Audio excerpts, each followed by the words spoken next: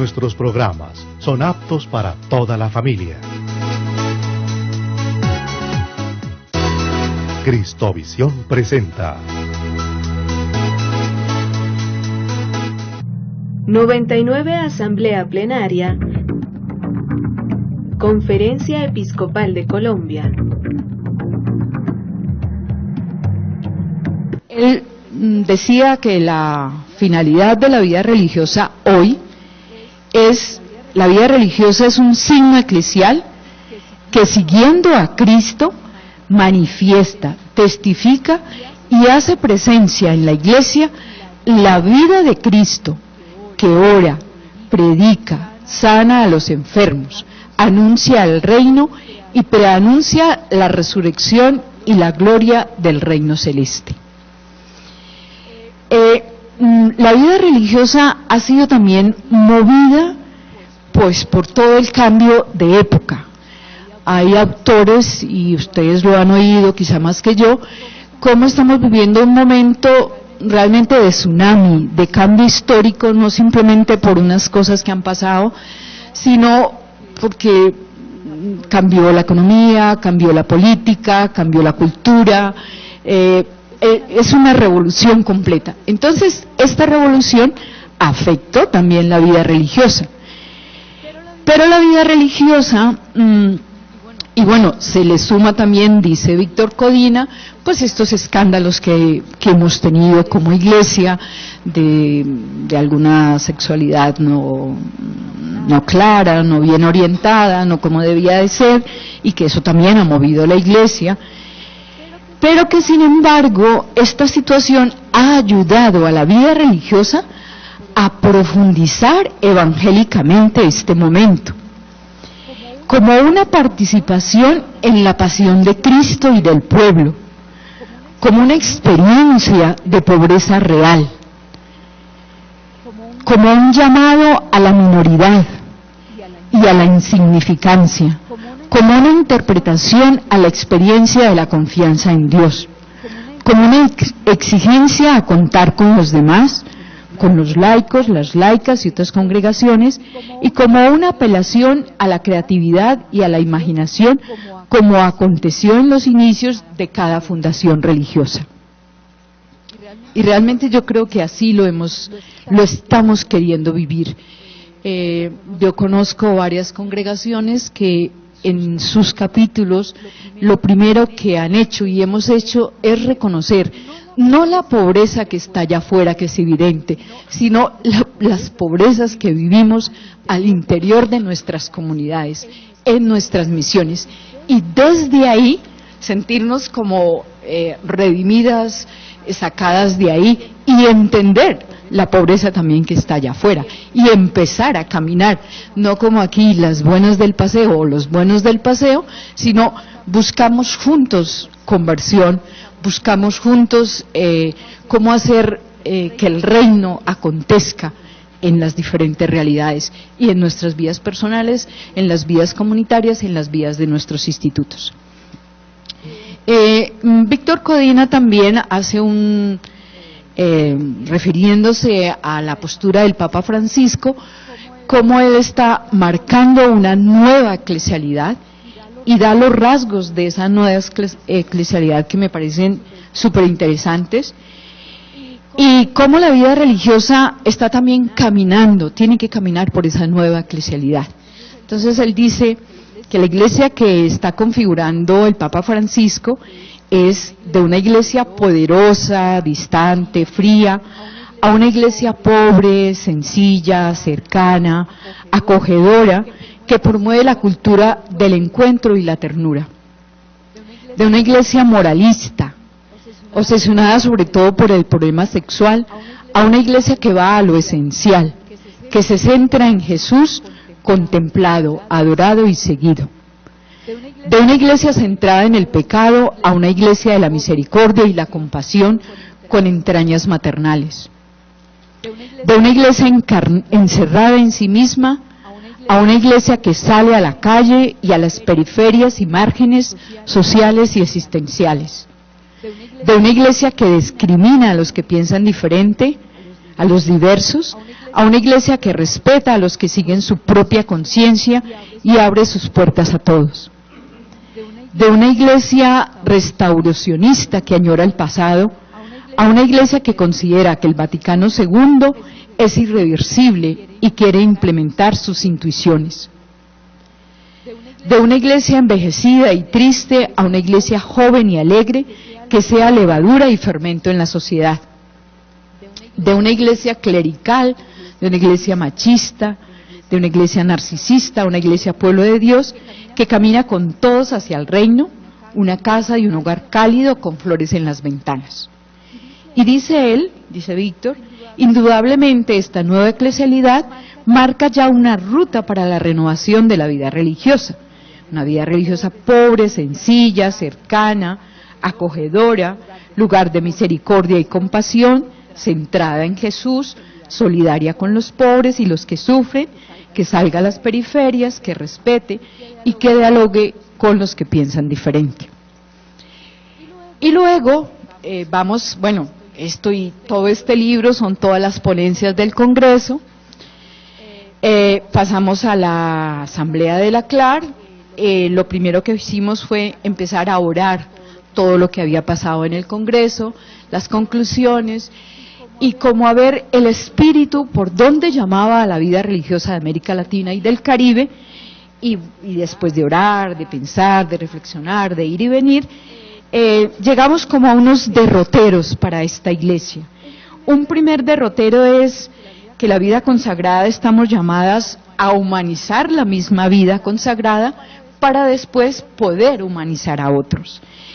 Y esa humanización en este momento la veíamos desde las relaciones, desde el encuentro profundamente con Jesús, con Dios, desde el encuentro con la realidad, desde el encuentro con la palabra, desde el encuentro con el cosmos, con la casa común.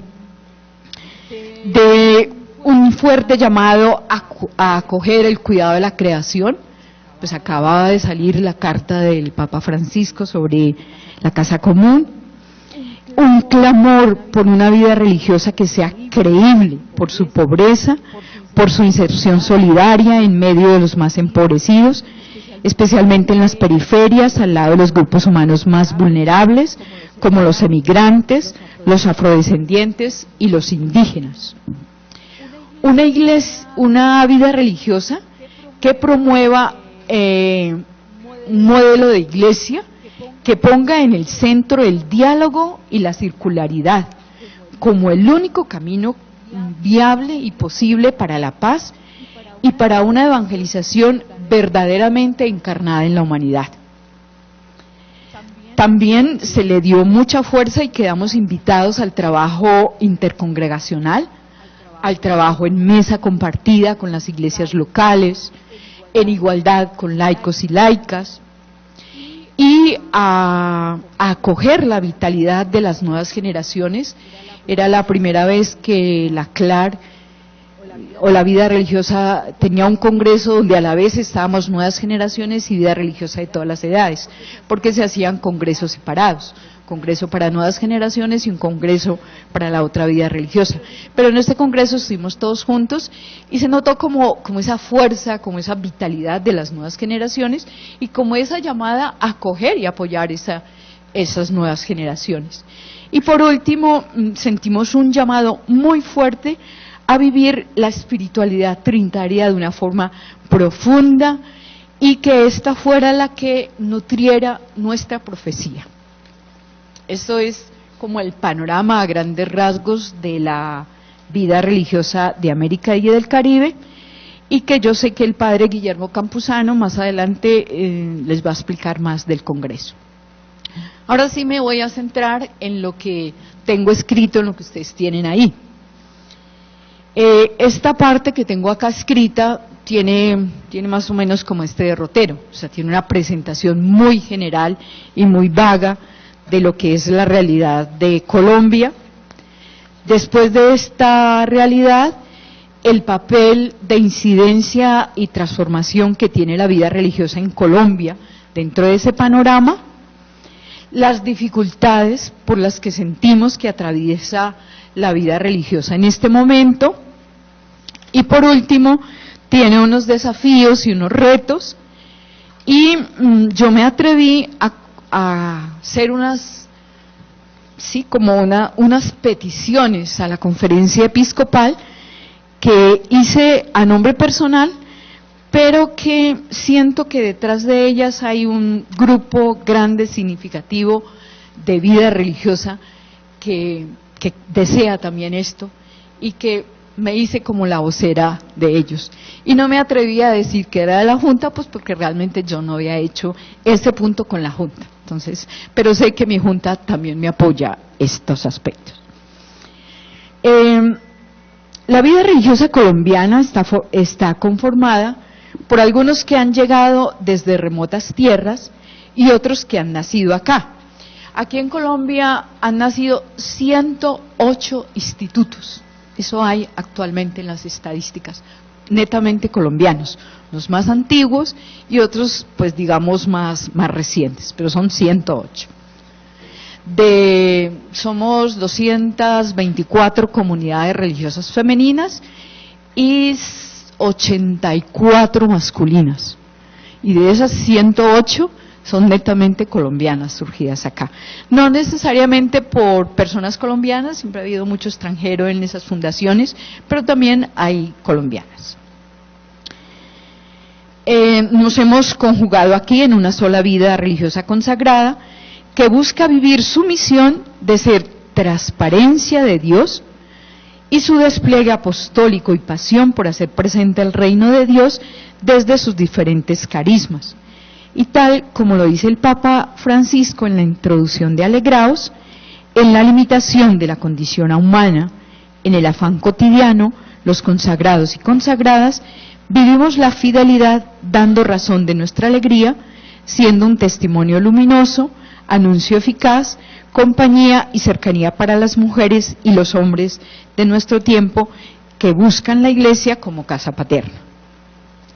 La tierra en la que colaboramos con la siembra de la semilla del Verbo es un país rico en recursos humanos naturales, culturales y espirituales, y que vive una realidad social, política y económica ambivalente, conocida por la mayoría del pueblo, ignorada por algunos o infravalorada voluntariamente por otros. Con un potencial humano grande, que se refleja en tantos y tantas jóvenes, en tantos niños y tantas niñas y en tantos hombres y mujeres de ciudades, campesinos, indígenas y afrodescendientes. En una sociedad que es recursiva, alegre en medio de las dificultades, resiliente ante el dolor, deseosa de paz y apostándole a un mundo más justo, digno y humano. Con una fuerte referencia religiosa y una honda sed de trascendencia manifestada en valores cristianos y la multiplicidad de grupos y movimientos religiosos. La fe, no siempre purificada y auténtica, no está exenta de incoherencias y de una fuerte separación entre fe y vida.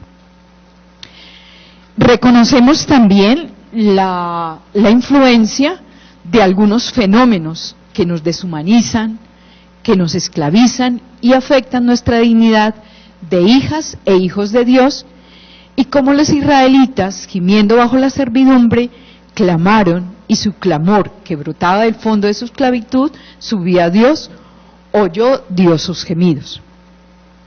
El sembrador, cuando ve despuntar la cizaña en medio del trigo, no tiene reacciones quejosas ni alarmistas. Encuentra la manera de que la palabra se encarne en una situación concreta y dé frutos de vida nueva, aunque en apariencia sean imperfectos e inacabados. El discípulo, la discípula, sabe dar la vida entera y jugarla hasta el martirio como testimonio de Jesucristo. Pero su sueño no es llenarse de enemigos, sino que la palabra sea acogida y manifieste su potencia liberadora y renovadora, nos dice Francisco en Evangelio Gaudium. Desde esta postura en la evangelización a la que nos invita el Papa Francisco, nos adentramos dentro de lo que afecta a nuestra tarea evangelizadora y a la vez se convierte en un campo de evangelización. Voy a ir rápido por esta realidad, porque sé que va a ser profundizada más adelante, pero la quiero simplemente mencionar. Contamos, entre muchas otras realidades, con la corrupción de las que ya nos hablaba Monseñor Augusto Castro esta mañana y nos la describía muy bien. Contamos con la violencia generada por muchos factores, entre los grupos armados, pero también la violencia intrafamiliar y la violencia que vimos en las calles y en los sitios de trabajo.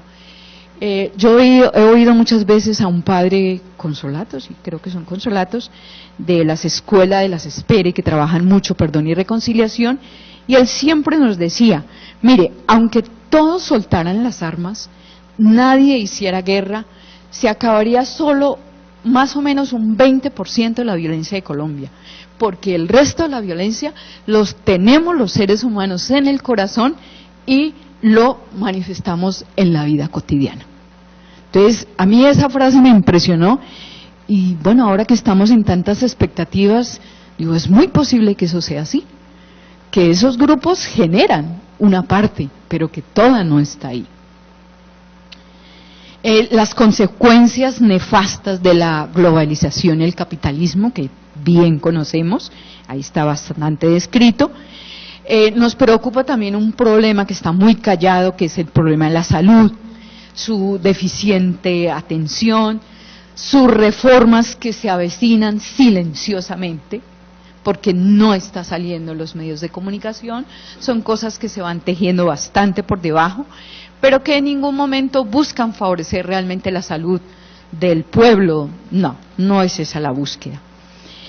Y pues nos indigna que la salud, como es un valor, es un don sagrado de la persona, no esté cuidado suficientemente.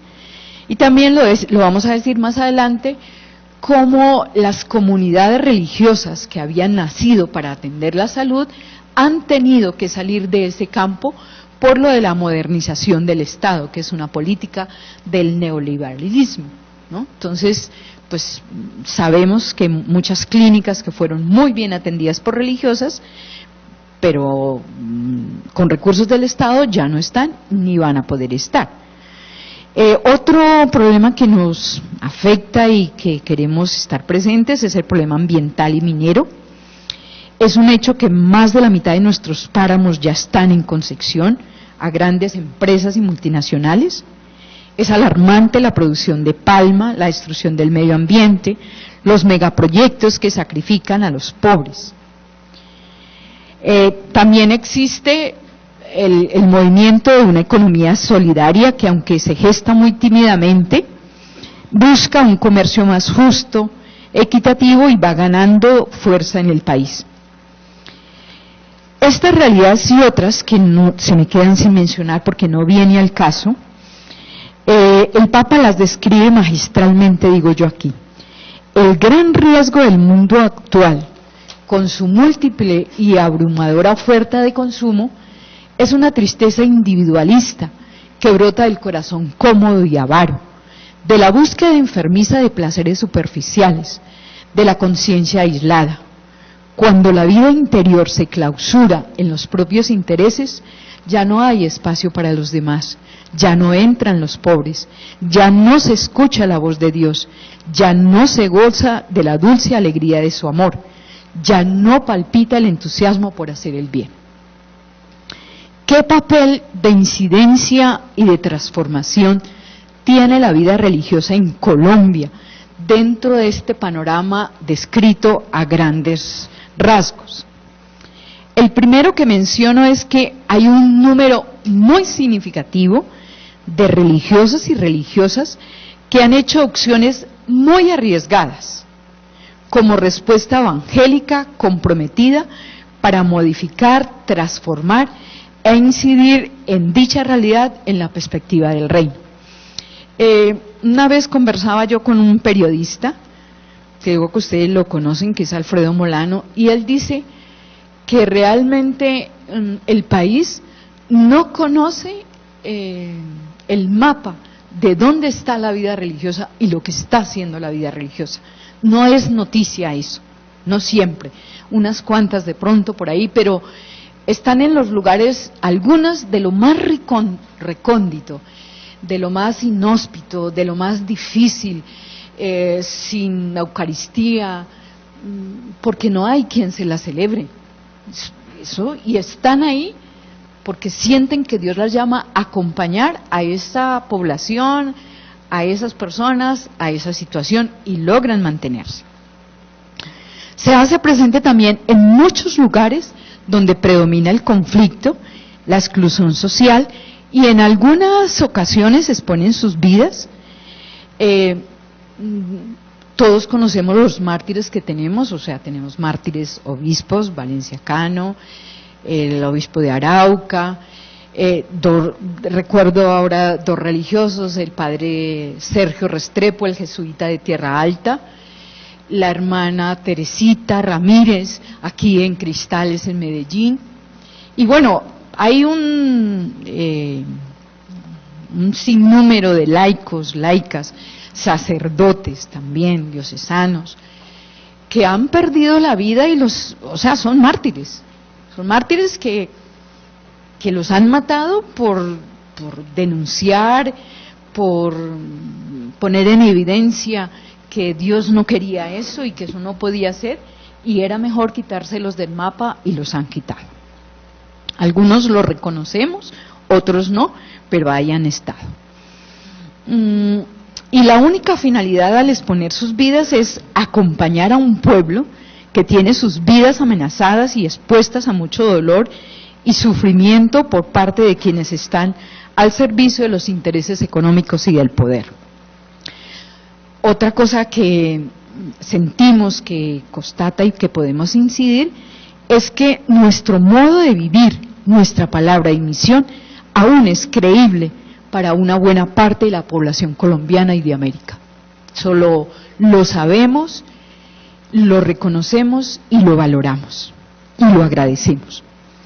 La vida consagrada sigue siendo en muchas ocasiones testimonio de un modo de vida contracultural. La gente se pregunta, ¿ustedes por qué viven así? Incluso, aunque ya muchas no tenemos el hábito. De todas maneras, los que trabajan con nosotras así más cercanos, dicen, pero ¿usted por qué vive así? ¿Usted por qué no se sale de ahí y hace otra cosa? A veces a mí me dicen, usted es inteligente, usted se hubiera bien casado porque sigue ahí. Digo, sí, cuando me preguntan eso, digo, mira, sí soy un signo contracultural, porque si no, no se preguntarían usted por qué está ahí. Y también, pues, eso que nos ven que somos capaces de vivir con diferentes personas, mayores, jóvenes, de España, de África. Ahora, las comunidades estamos siendo muy heterogéneas, mucho. Entonces, no es fácil, y la gente se dice, ay, pero vivir con gente tan diferente, qué horrible. Es posible, desde el Evangelio es posible, somos hermanos y hermanas. Desde prácticas como el compartir de los bienes, esta es otra cosa que a la gente le impacta. La gente le pregunta a uno, ¿y usted qué hace con la plata que gana? Digo, es que yo no gano plata, es que yo no tengo plata. ¿Usted por qué no se va para tal parte? Digo, es que yo no puedo irme para allá, yo no tengo dinero. ¿Cómo así? ¿Y no trabaja? Digo, sí, pero trabajo, pongo la plata en común y la plata es para esto. Eso el mundo moderno no lo entiende. Ni el mundo moderno entiende, digamos, nuestras congregaciones, hay siempre una mesa común. Lo que ganan los colegios, las obras, no es para ese mismo colegio. Todo se pone en un plato común y de ahí se distribuye. Los laicos con los que uno trabaja, uno dice, hermana, pero nos fue tan bien, ¿y por qué no podemos construir otras 4 aulas? Digo, no, porque el dinero lo tuvimos que entregar para seguir sosteniendo la obra de tal parte. Eso no lo entiende, pero sabemos que es un signo. Y siempre explicamos lo mismo, es que nuestro trabajo y nuestros bienes son para compartir, no son para construir, y no son para capitalizar, y no son para hacer cosas maravillosas, sino que son para tener lo necesario y que los bienes lleguen a muchas gentes y cuidarlos para eso, y sobre todo entre los más pobres. También vivimos la diversidad como una riqueza y no como una amenaza, e intentamos con mucha fuerza ser justos con nuestros empleados y tratarlos de una forma digna. Seguimos fortaleciendo, compartiendo la oración personal y comunitaria, nutrida desde la palabra, la realidad y la palabra de nuestros maestros y maestras. La vida religiosa a nivel mundial y en Colombia se encuentra también en un serio y profundo discernimiento respecto a sus estructuras, posibilidades de nuevas misiones entre los nuevos escenarios, o lo que llamó la CLAR el trienio pasado, los sujetos emergentes, es decir, las nuevas formas de pobreza que estábamos teniendo, y es lo que hoy estamos hablando como reconfiguración, como reorganización, como reestructuración. Es un proceso que va a abrir muchos nuevos rumbos a la vida religiosa y que no está exento de dificultades y de dolor, ¿no? Ya lo estamos viviendo, porque igual aquí mismo en Colombia, sobre todo en Bogotá, se nota muchísimo, hay muchísimo extranjero. ¿Por qué? Porque las congregaciones se unieron, varios países, noviciados continentales, formación continental, este va para allá, este viene para acá, y pues eso da otra dinámica, que también tiene sus riesgos de perder, hay que perder, algo hay que perder para ganar. Dificultades que sentimos por las que atraviesa la vida religiosa en Colombia. Una es que hemos perdido espacios de misión en los que estábamos presentes como instituciones de salud y de educación. En esto de educación bastante, porque sobre todo el gobierno, pues por un lado está poniendo demasiadas trabas y demasiadas exigencias a la educación, muchísimas. Y luego también, pues esa parte de la ley 115, que ya no permitió más nóminas mixtas entre privado y público. Muchas congregaciones religiosas teníamos eso ahí, mitad de profesores oficiales y mitad privados, y ahí uno más o menos combinaba los presupuestos. Pero si ya todo tiene que ser privado, es muy difícil sostenerse, porque tú no puedes cobrarle a la gente, aunque el gobierno te autorice, porque la gente no tiene el dinero. Es lo que nos pasa en nuestros colegios. Te pueden decir que subas hasta el 100%, digo, pero ¿para qué lo subes si los padres de familia no te pueden pagar eso? Y así pasa en muchas partes. Entonces, por eso es que se está queriendo salir, a veces se sale, otras veces afrontamos miles de retos y buscamos muchas alternativas. Creo que me faltan ya 10 minutos. ¿Sí? Uy, voy a ir muy rápido, porque yo tengo que hacer las peticiones, que son las más claves. Otra cosa que nos afecta bastante es el individualismo y la competencia y la lucha por el poder y la violencia en las relaciones interpersonales, que también ha tocado en nuestras comunidades. No podemos ser inocentes.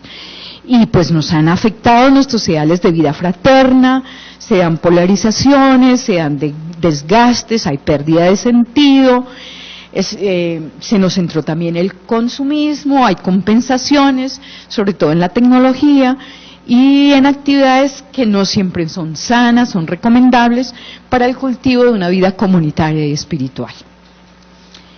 Y he oído, no me consta, pero que esta tecnología afecta más la vida masculina que femenina, sobre todo, he oído en muchas ocasiones ese espacio.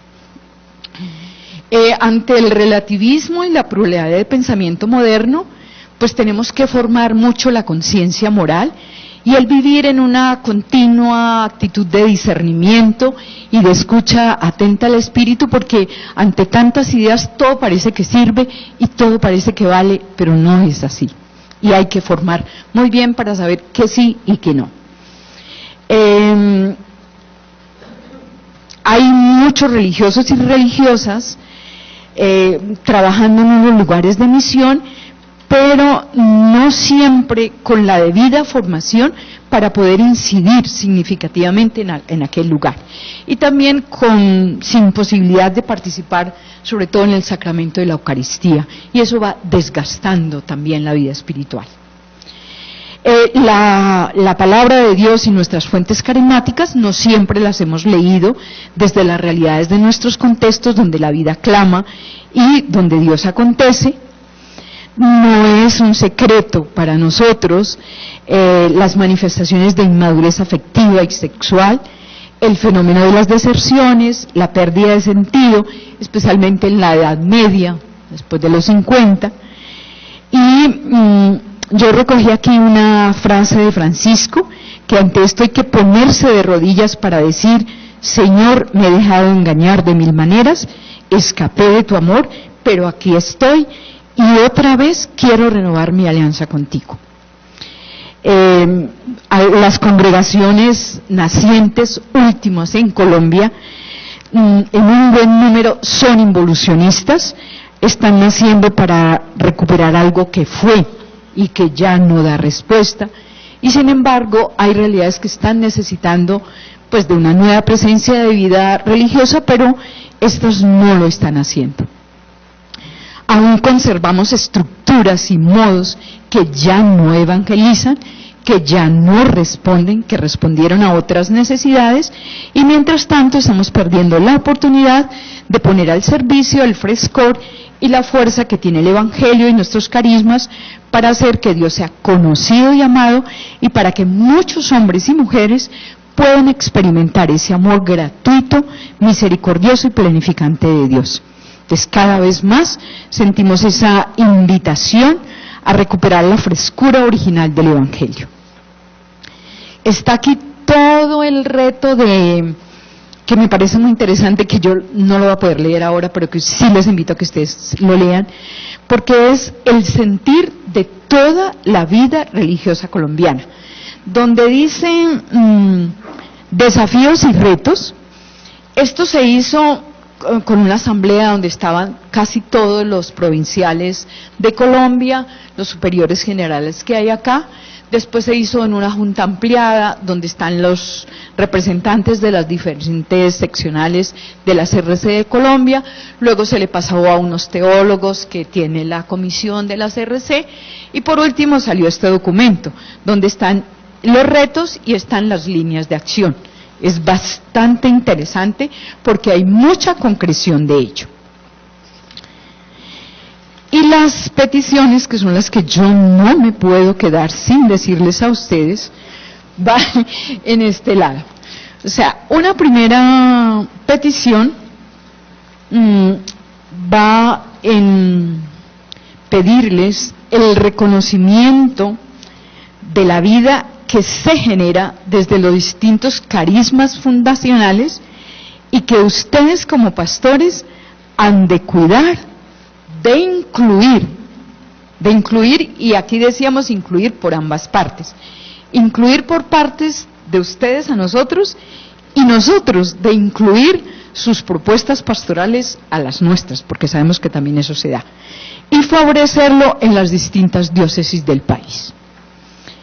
Otra es incluir en algunas estructuras de las que yo percibo que todavía están reservadas tradicionalmente solo para hombres, tales como la reflexión teológica, pastoral en seminarios, retiros, acompañamiento espiritual y liderazgo, a religiosas que por su carisma y formación podían hacer un aporte muy significativo a seminaristas, presbíteros, parroquias y conferencia episcopal. Otra petición es acompañar la vida religiosa colombiana naciente desde actitudes de credibilidad, escucha y acompañamiento espiritual. Y si en algún momento requieren de reorientación, como es, porque sé que lo necesitan, desde sus búsquedas se hagan desde el mismo modo que lo haría Jesús. A mí la CRC me ha pedido varias veces que acompañe. Ellos tienen una asamblea en la que se reúnen, y yo he percibido el miedo que ellos primero nos tienen a los institutos viejos, porque claro, los miramos así como los, quién sabe si su carisma es verdadero, eso es verdad. Y también el miedo que le tienen a los obispos, de que no les den las aprobaciones que ellos necesitan. De pronto hay algunas que no se les puede dar realmente porque eso no es de Dios, pero hay otras que sí. Entonces por eso mi petición es que sea desde el acompañamiento espiritual, que es que donde se discierne si es de Dios o no es de Dios. Otra, que se integre a las comisiones y mesas de trabajo por la paz de la Conferencia Episcopal a la Vida Religiosa para aportar al proceso de paz en su proceso de posconflicto, ya que requerirá de una fuerte dosis de procesos de perdón y reconciliación, de inclusión, de respeto por la diferencia y credibilidad, y que es posible la paz. Y en esto hay varias congregaciones, yo conozco, que tienen proyectos muy interesantes de perdón y reconciliación. Ya con sus cartillas y con sus procesos lo tienen y lo podrían ofrecer. Y quinto, esta es dolorosa, pero sé que es verdad, formación a profundidad y con la debida seriedad e implicación en la afectividad y la sexualidad de los seminaristas y el acompañamiento a sacerdotes con dificultades en esta área, ya que algunas religiosas, sobre todo jóvenes, han sido víctimas de propuestas y acosos que no se esperaría una religiosa sufrir de un presbítero. Y yo, como rectora de un colegio, también he acompañado y acompaño niñas que sufren abuso de párrocos, porque ya son catequistas, porque son semisecretarios. No lo podía creer, pero es cierto. Es una realidad que yo conozco, con nombres y todo. Y que uno dice, pues ¿cómo? Pues sí, es así. Entonces, pues muchísimas gracias por este espacio.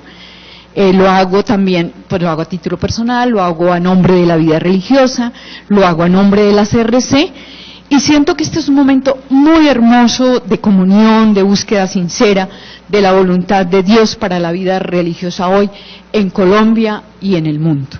Y cuenten con mis oraciones y cuenten con nuestra humilde y sencilla colaboración de acompañamiento a la vida religiosa colombiana en nuestras posibilidades.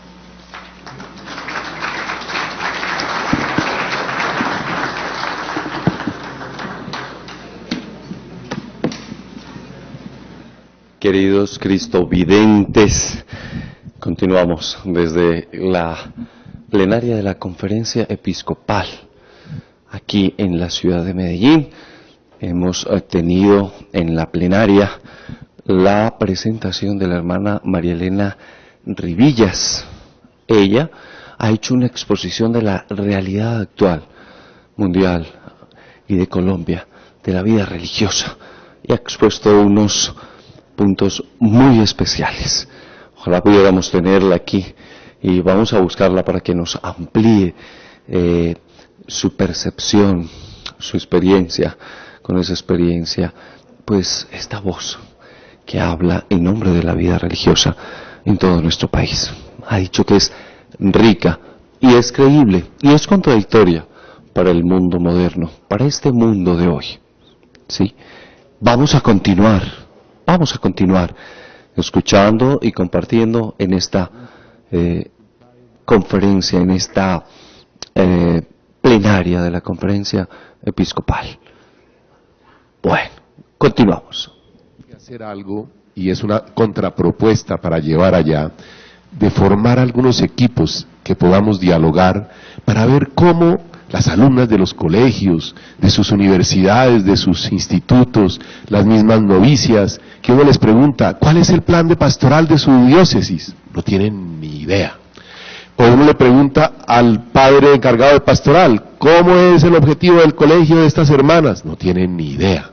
Entonces es de lado y lado que nosotros ahí estamos dando un antitestimonio de iglesia muy grande ante nuestros alumnos, y mi propuesta ahora no es ni de crítica porque es de lado y lado con buena voluntad, pero cómo llegar a que tengamos unos equipos interdisciplinares, interreligiosos, interpastorales, para que realmente en un colegio una alumna, una profesora, un profesor sepa cuál es el plan de pastoral de esa diócesis, y no solo lo sepa, sino que colabora, y el PEI está al servicio de eso, y cómo el obispo y el vicario de pastoral puede en diálogo, y nos iría muy bien apostólicamente interrelacionarnos. Dejo esa inquietud, hermana, para que de aquí también vaya para allá con un cariño muy grande.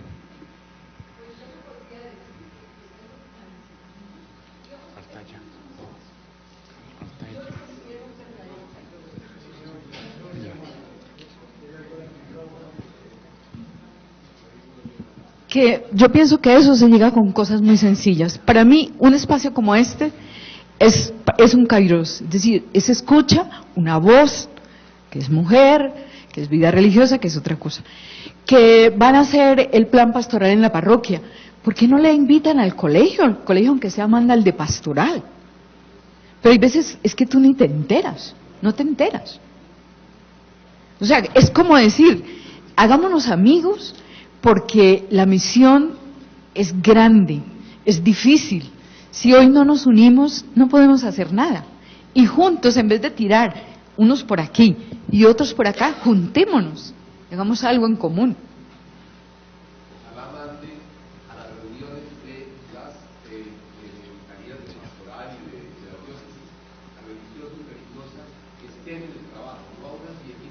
Ah.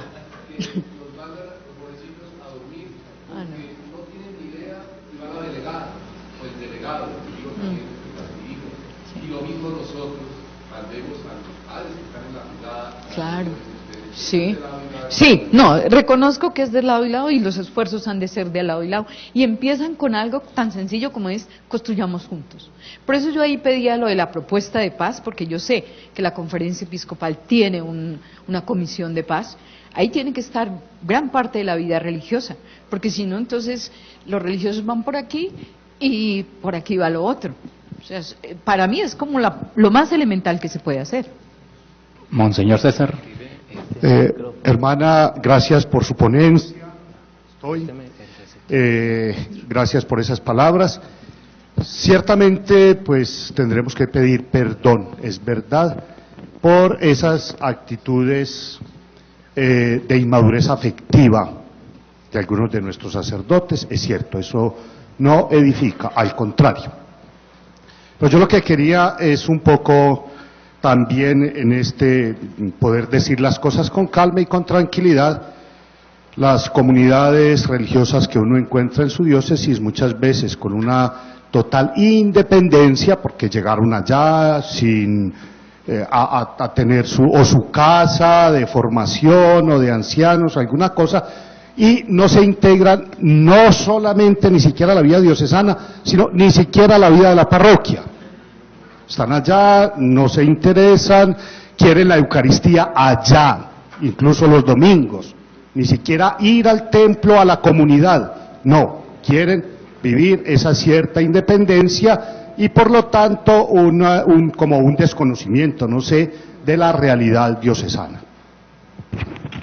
Realmente, dentro de las acciones que yo no alcancé a leer, está eso, o sea, queremos convertirnos. Cuando yo decía, hay estructuras que no nos funcionan, van por ese lado. Nosotras y nosotros no podemos seguir encerrados en compartir. Pero usted sabe que eso es un proceso lento, porque nosotros por decir así, como los líderes que están como más de acompañar los cambios, pero no todos lo quieren. O sea, eso es un proceso, pero se está empezando, por lo menos se está diciendo, por lo menos el Congreso, la CLAR, está diciendo por activa y por pasiva, salgamos, hagamos mesa compartida, trabajemos con otros. O sea, es un movimiento. Tendremos que tener paciencia histórica para la conversión que necesitamos, porque eso necesita una conversión. Eso no va a salir así tan sencillo. Monseñor Víctor. Hermana Magdalena, muchas gracias. Y en el contexto de lo que usted nos ha recordado aquí, que sin duda alguna es de suma importancia porque es situarnos frente a la realidad.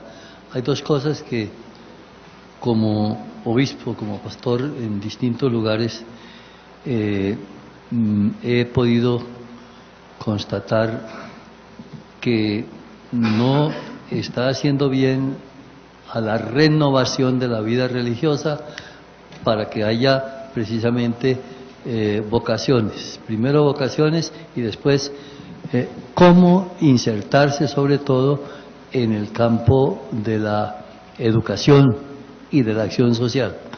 Primero lo de las vocaciones. Yo creo que todavía hay un esquema que está muy ceñido a las exigencias que se hacen para recibir a una niña en un colegio. Y entonces, que para eso que presente los estudios hechos allí, que si tuvo unas malas notas, que si tuvo tal cosa, y aquí hay que darle a lo que podríamos decir la vivencia de fe que pueda tener ella y su familia. Y en el campo sí que sucede eso. Hay religiosas, sí. Yo tengo la experiencia que llevaron a una comunidad religiosa para conseguir vocaciones y siguieron con ese esquema. Cuando vieron que las campesinas de allá, que apenas se habían hecho 2 o 3 años de primaria, tenían una gran madurez para comunicar un mensaje muy sencillo a la comunidad, a la familia, todo eso, tuvieron que cambiar y decir, ahí está una vocación religiosa.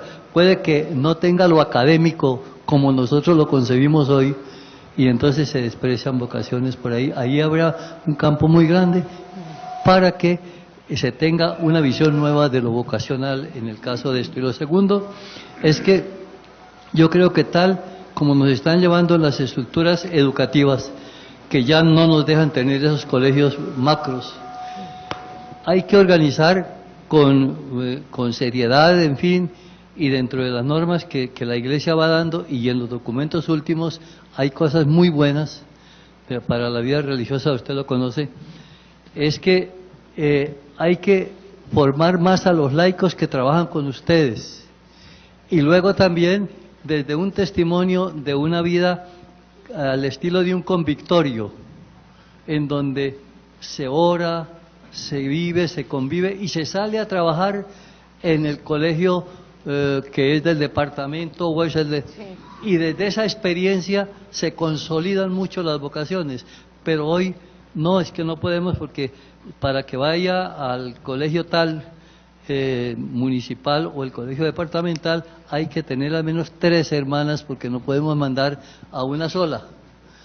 Y hay en esas experiencias unas religiosas que se convierten en los líderes del colegio, y casi que no se hace nada en formación, en valores y todo eso, sino es con la religiosa. Es apenas un ejemplo, y estamos desperdiciando eso en la vida, no de allá de un sector de misiones, sino en la vida nuestra. Tiene, pues, en lo que dice la pastoral vocacional, es todo un... Realmente no es fácil, porque antes nosotras y nosotros entramos a la vida religiosa y ya muchas cosas las aprendíamos en la familia y en la escuela, y ahí sí eran, ahora no, ahora aún llegan a la vida religiosa con una experiencia de fe pobre, muy pobre, y hay que empezar por ahí. Esa es una cosa. Y luego, pues, esa otra parte que es verdad, o sea, la vida religiosa, nosotros tenemos claro que como habíamos vivido, no podemos seguir viviendo. Y en el Congreso salió una cosa que decía, nosotros queremos cambiar y sabemos que tenemos que cambiar, pero no sabemos cómo. Y era como de las incertidumbres con las que salimos del Congreso. Díganos cómo cambiar. Nadie nos lo va a decir, porque es el Espíritu el que nos va a ir mostrando eso. Pero esa es nuestra incertidumbre. ¿Cómo? Dígame, ¿cómo hago yo para eso que usted está diciendo? Que antes, si no estaban 3 juntas, no eran comunidad. Ya ahora hay muchas congregaciones que se sienten misión, y la una trabaja aquí, la otra trabaja allá y la otra trabaja aquí. Y son enviadas de la comunidad, aunque estén en distintas partes. Ahora hay eso. Pero de todas maneras todavía a nosotros nos pesa mucho, muchas instituciones, mucho. Y estamos estamos en proceso de conversión, en proceso de caminar, de buscar, ustedes ayúdenos. El Papa Francisco le dijo a la Junta de la Claro unas cosas tan bonitas cuando tuvieron el diálogo el año pasado. Les dijo, los obispos les quieren ayudar, déjense ayudar, pero ustedes también díganles a ellos qué es lo que necesitan. O sea, díganos cómo caminar, ayúdenos a que nos abramos y que eso ya no, que si yo estoy empeñada en mantener esta casa que ya no funciona y allí me necesitan, pues que yo tenga la valentía de decir, bueno, regalo la casa, la vendo, se la regalo a quien sea y me voy aquí, porque aquí es que me están necesitando.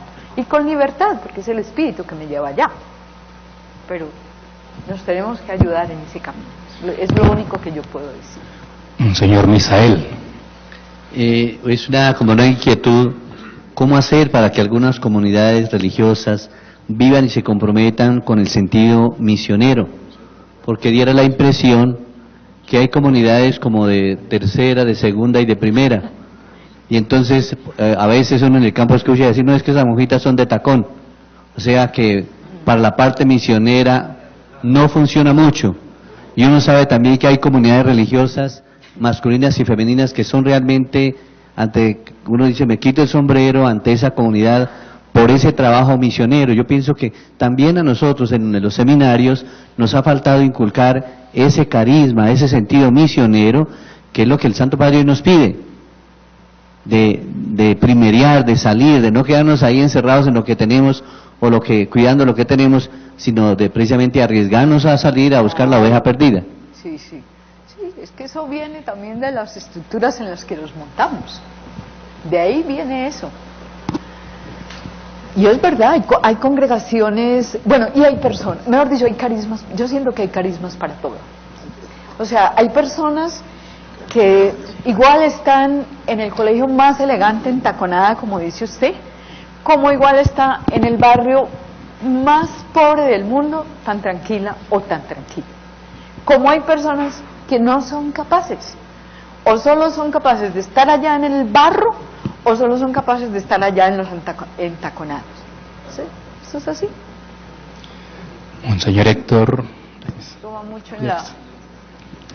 Hermana, primero que todo, agradecerle ese esfuerzo grande que ha hecho a sintetizar toda la problemática y expectativas de la vida religiosa en Colombia. Había cosas que no conocíamos, para mí, pero otras sí las conocíamos. Por eso les quiero hacer un pequeño comentario que no es nuevo, porque ya otros señores obispos han dado puntadas por ese camino. Yo tengo, hermana, 46 casas de religiosas y tengo 14 masculinas. Tengo un mundo de gente, pero madre, se llega a la fiesta cualquiera, no van. Le tengo un vicario y le llamo al vicario, mañana mándeme un correo electrónico a estas mujeres, a estos hombres, no van. ¿Por qué? Porque madre, la noticia le llega a la hermana X y ella no pasa la noticia a la madre, o le llega a la madre y en el momento en que se encuentra con las hijas no les habla eso, no tienen ni idea qué pasa en la diócesis. Hablaban del plan pastoral. Madre, nosotros le hemos metido mucho julepe al plan pastoral y eso no funciona mientras no estén metidas las monjas, porque allá tienen un mundo de gente y con las monjas van las niñas. Llamo a esas mujeres, no pueden, tienen retiros, tienen convivencias, están ocupadas, están barriendo el convento, bueno, un montón de cosas, no, y entonces madre, nos quedamos en nada. Por eso a mí sí que me gustaría en palabras fáciles, madre, si de pronto se encuentran con las superioras, díganles, ayuden, vayan, hay mucho que hacer entre todos, madre, y créame que todas son muy bien recibidas. Cuando uno va a los conventos, eso es uno, el duro. allá en el convento el mejor plato, la mejor comida, el mejor regalo para el obispo. Queridísimas, pero hay de que uno las llame, no van. No van. Gracias, madre. Es una realidad. Yo ahí le tengo un pequeño comentario. A ver, yo siento que uno de los poderes que hoy se maneja es la comunicación. En nuestras congregaciones antes todos se lo decían a la superiora o a la secretaria y ella era la que tenía que decir a las otras. Como yo veía que eso era un problema, cuando yo fui provincial, digo, se acaba la comunicación para la superiora y las secretarias. Va para todas. Y se acabaron los problemas de comunicación, eso del medio, de que no se enteraban desde ahí. Porque la más joven que vi todo el día con el celular, a primera hora yo estaba diciendo, ¿sabes la noticia? Cambiaron a fulana, pasaron a fulana. Y la ¿cómo? ¿Dónde lo leíste? Nos lo mandaron a todas. Eso se resuelve con eso. O sea, si nosotros seguimos mandándole los correos solo al jefe, se queda en el jefe. Y a mí me pasa como rectora, yo siempre digo, mire, poneme otros, ponémele a más, porque yo no tengo tiempo de abrir todos los correos, entonces ahí se queda en mi correo, pero si eso fluye, se queda en más. Eso es una cosa que puede ser solución. Igual pasa en la junta, si solo le mandan al hermano, hasta que el hermano abre y se lo pase a la secretaria y la secretaria al otro, eso se demora mucho y hoy las cosas van rápido, esa es una. Y la otra, pues orar y de verdad la próxima asamblea, yo creo que es el otro año en mayo y ahora tenemos junta ampliada en noviembre, creo que tenemos que llevar todas estas voces a las distintas seccionales, que es la forma como nosotros nos comunicamos con la vida religiosa de todo Colombia. Haremos el esfuerzo porque sí lo queremos hacer. Monseñor Camilo y continúa Monseñor Ulises. Soy el obispo de Barranca Bermeja, soy salesiano. A mí me cuestiona la presencia de los jóvenes tanto en los grupos y movimientos de la vida consagrada como de nuestras parroquias y la presencia en los nuevos movimientos laicales.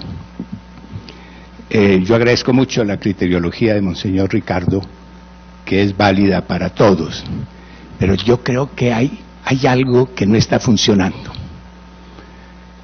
Dificultades tenemos inmensas para que vengan los muchachos a nuestros grupos, vienen un ratico y se van. Y en estos movimientos juveniles, laicales, es una presencia pero masiva y no solo de un ratico, sino después, y con un itinerario a veces sumamente exigente. Como digo, hay problemas que Monseñor Ricardo los dice muy bien, que hay que evitarlos, pero yo creo que algo no está funcionando en la vida religiosa y en nuestras parroquias al respecto.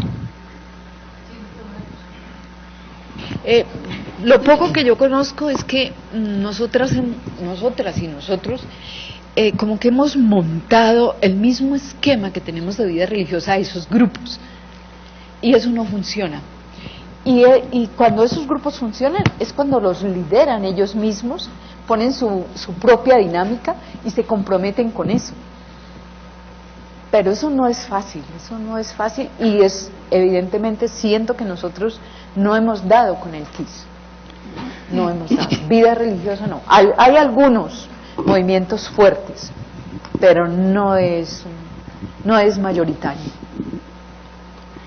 Pero pienso que va por ahí, por lo menos en la poca experiencia que tengo. Y eso que los salesianos tienen tienen bastante, digamos, como incidencia en los jóvenes. Yo conozco muchos jóvenes que son salesianos. Pero se acaben en bachillerato. Monseñor Ulises y continúa Monseñor Fabio. Bueno, yo quiero como hablar en otro sentido. Yo soy el obispo de San Andrés y Providencia y Santa Catalina. Bueno, Nicaragua no. Pero miren esta experiencia linda de las hermanas terciarias capuchinas. Llegaron los capuchinos a las islas en el año 1926. Al año siguiente ya necesitaron las hermanas terciarias capuchinas, que ya estaban en Colombia, y fueron sobre todo a encargarse de la cultura, de la educación de la juventud. y esas monjas eran en número grande, al comienzo llegaron como 6 o 7, después llegaron a ser como 20. Trabajaron arduamente en la educación, contra viento y marea, porque allá la iglesia dominante era la iglesia bautista y otras iglesias históricas, protestantes. Pero las hermanas hicieron un trabajo maravilloso, maravilloso. Todo ese tiempo, desde el año siguiente de que llegaron los capuchinos, o sea, 1927 hasta hoy, están allá las hermanas. Numerosas al comienzo, hoy apenas hay 9 capuchinas y una comunidad que llegó también después, que son las de la Anunciación, y tienen un colegio también. Pero las capuchinas nomás tienen en San Andrés colegios con 2.500 alumnos. Bueno, hermanas muy poquitas. En ese colegio que tiene el mayor número de alumnos solamente hay 4 hermanitas, y de las cuales solamente 3 trabajan en el colegio y tienen que sostenerse. El vicariato les da una casa para donde viven, pero la situación no es fácil. En este momento, esas hermanas que están regentando los colegios, tanto las de la Anunciación como las capuchinas, no fueron presentadas por la gobernadora para concurso, porque se teme que no salieran y se perdiera la educación, porque eso sí, la gente de San Andrés y Providencia quiere la educación que dan las religiosas, es la de mejor calidad, es la de principios morales, es la de todo, y entonces la gente pelea por esa educación. Y ahora se presentó un problema, porque los que ya salieron certificados, o ¿cómo se llama eso? Sí, pasaron, esos profesores salieron como 8 para rectores. Entonces pusieron una tutela a la gobernadora, le dijeron, ¿por qué las hermanas no fueron presentadas? Y es que desafortunadamente no alcanzamos a hacer un contrato con la gobernación donde las hermanas pudieran quedar pagadas por el vicariato y el dinero lo diera la gobernación para que ellas puedan seguir permanentemente ahí en la educación. Eso es con el visto bueno de la comunidad. Se logró la venia del ministerio y en eso estamos. Pero fíjense ustedes qué es lo que hay detrás, digamos, el respaldo que tienen las hermanas es la comunidad, es la gente, porque es la gente la que quiere la presencia de las hermanas. Ahí estamos resolviendo el problema, Dios quiera que nos salga bien adelante, y desde luego seguirán muchas otras personas diciendo por qué las hermanas la sacan de la planta. Tienen que renunciar a la planta, eso es un sacrificio también para las hermanas. Tienen que renunciar y pasar a ser, diríamos, empleadas o no del vicariato, que es el que les va a pagar el salario y las prestaciones y todo lo demás.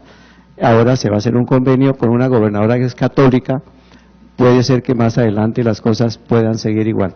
Pero lo que yo quiero resaltar es esa obra linda, porque las hermanas llegaron allá con mucho sacrificio a las islas, no había barcos ni nada, una cosa que se llamaba la goleta, allá llegaron las hermanas extenuadas desde la costa, por ahí después de 5 o 6 días de mar, y así, la obra es linda y por eso la comunidad y la iglesia, el vicariato quiere mantener la presencia de las hermanas. Esto es una obra linda, no hablé de problemas, sino más bien de obra muy buena de las religiosas. Gracias, Monseñor Fabio, y continúa después Monseñor Héctor Gutiérrez. Héctor Gudillos.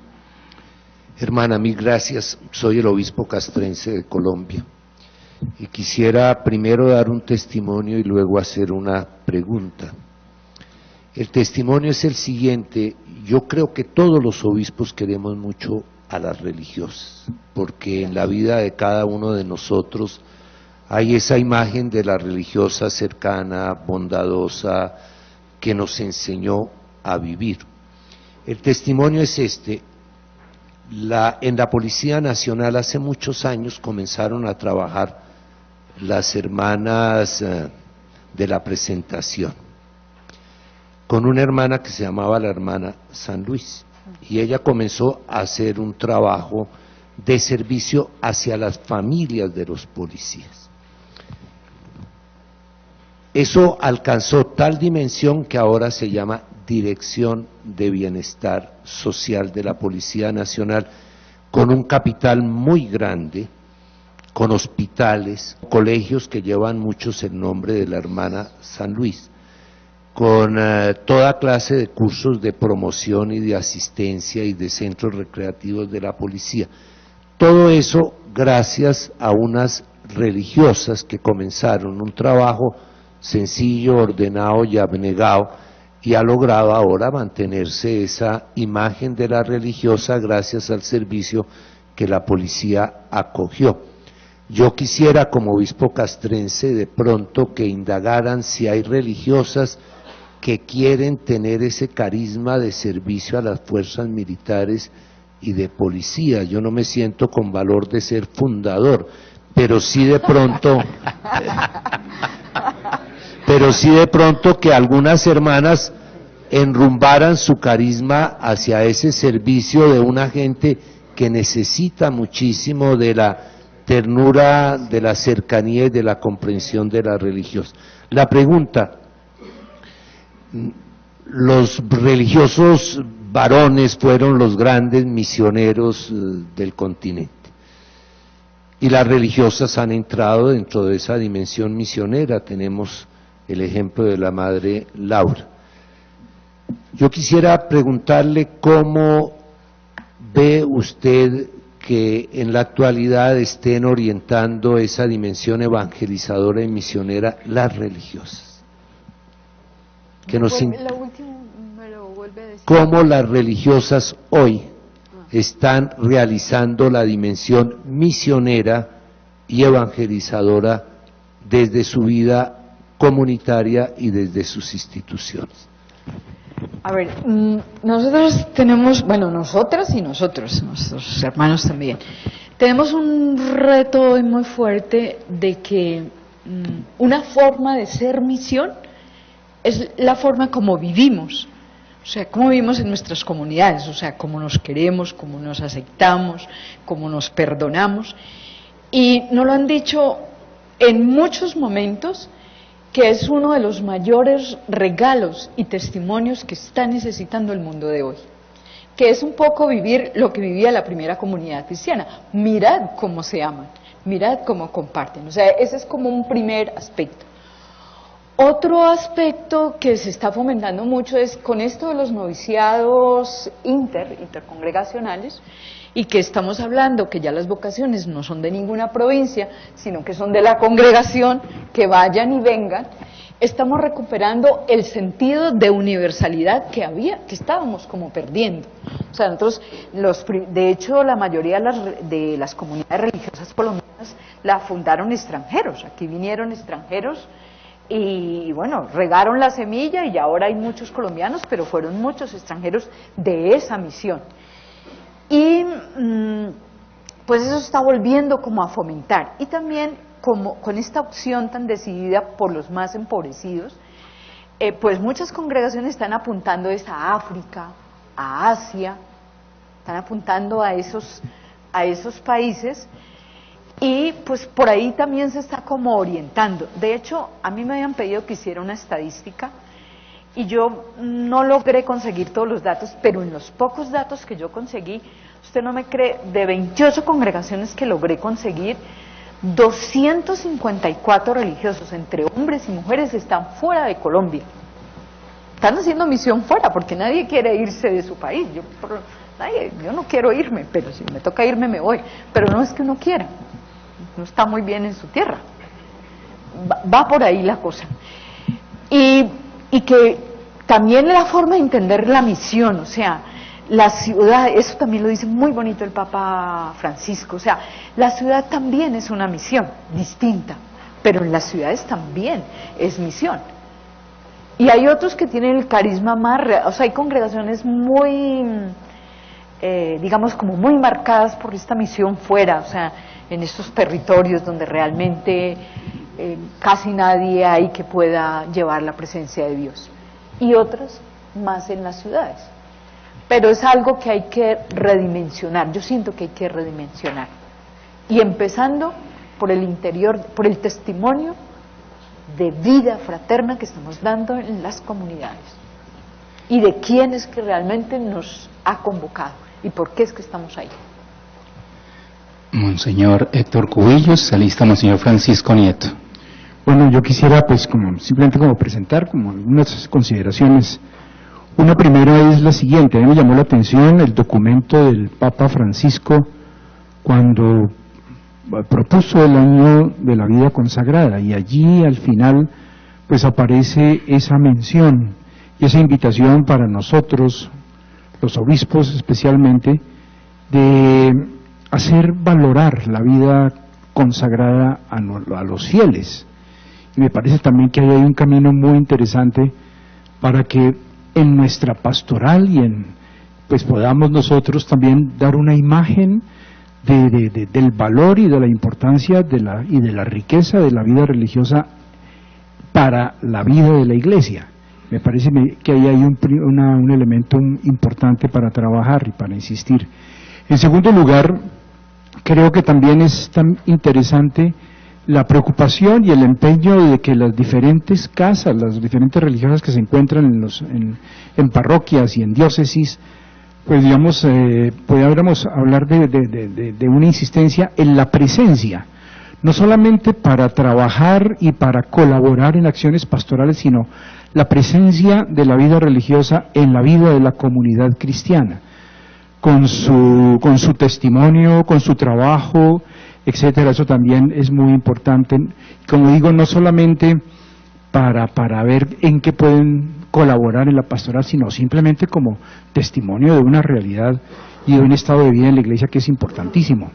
Y en tercer lugar, una de las cosas que yo veo que también es interesante y es una riqueza, cómo integrar en la vida nuestra, en nuestra vida pastoral y eclesial, los diferentes carismas y las diferentes espiritualidades de la vida consagrada en la vida de la Iglesia, en la vida de una parroquia, en la vida de la diócesis.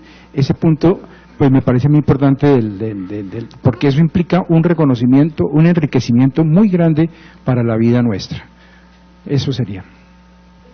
Lo que usted está diciendo coincide con una de las frases que yo empezaba, la que dice el Papa: la vida consagrada es don para la Iglesia. Nace en la Iglesia, crece en la Iglesia y está totalmente orientada a la Iglesia. Nosotros tenemos que vivenciar esto para poder vivir eso que usted está diciendo. Porque yo sí sentí, lo digo con sinceridad, o sea, un tiempo en que, digamos, como que la vida de la Iglesia, las parroquias con la conferencia episcopal por acá, la vida religiosa por acá. De hecho, hubo temporadas de una fuerte tensión en la CLAR, que es la organización más universal que representa un sector de la Iglesia muy importante, caminando por acá y los dos caminando por acá. Después de esa crisis tan fuerte, cuando yo era joven, que solamente la recuerdo, pues yo creo que se han ido dando los pasos y tenemos que profundizar en esta teología. Nosotros no podemos seguir diciendo por aquí va la vida religiosa y por aquí va la conferencia episcopal. O sea, eso ya no tiene presentación. Monseñor Francisco Nieto. Obispo del Guaviare y electo para Engativá. Dos cositas. La experiencia es contrastante entre ciudad y campo, ¿no? Tengo esa experiencia a finales de los años 90, especialmente en el sur y lo que corresponde a Ciudad Bolívar, que había solamente una comunidad religiosa con casa presente. Iban muchos los fines de semana y le agradecía a uno a Dios que fueran, pero un compromiso mayor no existía. Lo digo pues con todo el respeto, había que hacer un mercadeo, excúsenme la palabra, ir a cada comunidad religiosa y uno se encontraba a veces unas cosas un poquito fuertes. ¿Y cuánto nos van a pagar, no? Estoy hablando de los años 90. Después realmente fue muy interesante y tuve una experiencia muy bonita, porque en Ciudad Bolívar realmente cuando salí de allí quedaron 11 comunidades femeninas y 3 masculinas. No todas han permanecido, pero de todas formas han hecho, entiendo, un trabajo muy hermoso. En el campo yo no he recibido sino un testimonio y una enseñanza. Tengo allá en el Guaviare 2 comunidades religiosas, las Lauritas y las Siervas Misioneras del Divino Espíritu, o Misioneras Siervas del Divino Espíritu, y cada una con su carisma es absolutamente impresionante.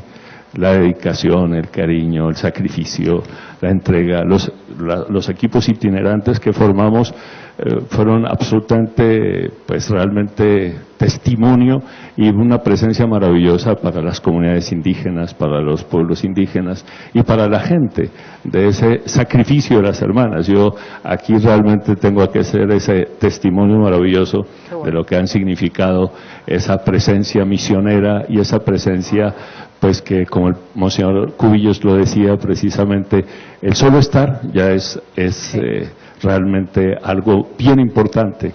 Ojalá en un momento determinado pudiéramos tener también esa presencia contemplativa, pero yo sé que es muy difícil. Pero sé que en la ciudad es difícil, porque he tenido la experiencia anterior de ciudad, y yo sí quisiera subrayar, aunque parezca repetitivo, lo difícil que es a veces en la ciudad para que asistan y compartan un poco ilusiones y sentido pastoral, porque por supuesto tienen su carisma y muchas veces se cierran en un carisma que a veces uno dice si será del Espíritu o no será.